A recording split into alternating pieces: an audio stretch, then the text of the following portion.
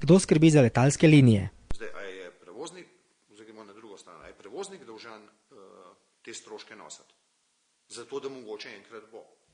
A je upravljalec letališča dolžan? Ne, ne drug. Vsi skupaj mogoče. Treba en pameten razmerje, koliko rizika kdo nos, ampak to nista samo letališče pa prevoznik. Kaj mora biti interes tudi vsega, kar je od zadaj? Čemur je to namenjen? Mi smo kot avtobusna postaja. Kaj je potrebno, da zaživi letališče Maribor?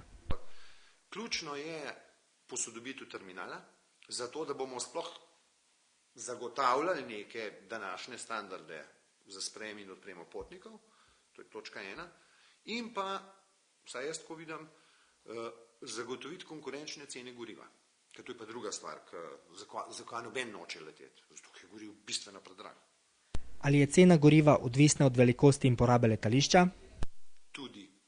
Tudi lahko, ni pa nujno. Zakaj se gorivo ne kupuje pri drugih ponudnikih?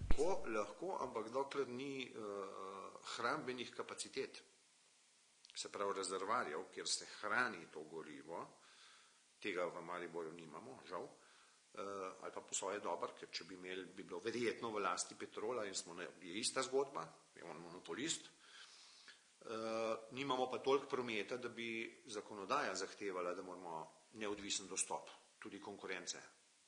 Ali lahko postane letališče Maribor logistični center za tovorni letalski promet? Ta segment enostavno ne zagotavlja toliko prihodka, da bi samo od tega lahko preživeli.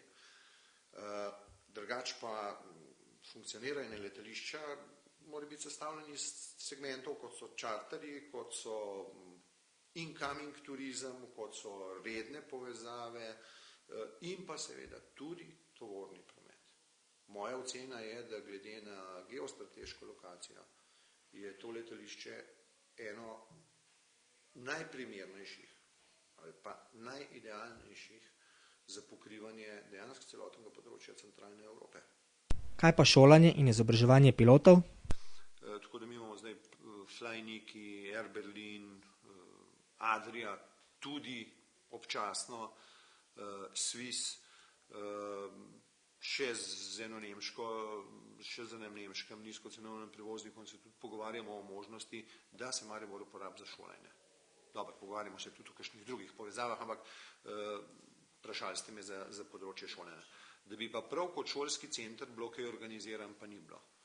Ker zdaj spet vprašanje, ali to nek gospodarski subjekt naredi, to ni primarna naloga letališča.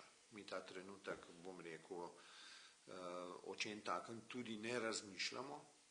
Seveda, če se bo kdo tega lotil, bomo pomagali, ker mi iz tazga naslova vseeno lahko pridobimo nek prihodek zaradi tega, ker kdorkoli bi se ukvarjal s tem, seveda ima šolo, tu so ljudje, ki nekaj potrošijo, predvsem pa v naslednjem koraku so tudi letala, s katerimi se šolajo, to pa že je naša domena.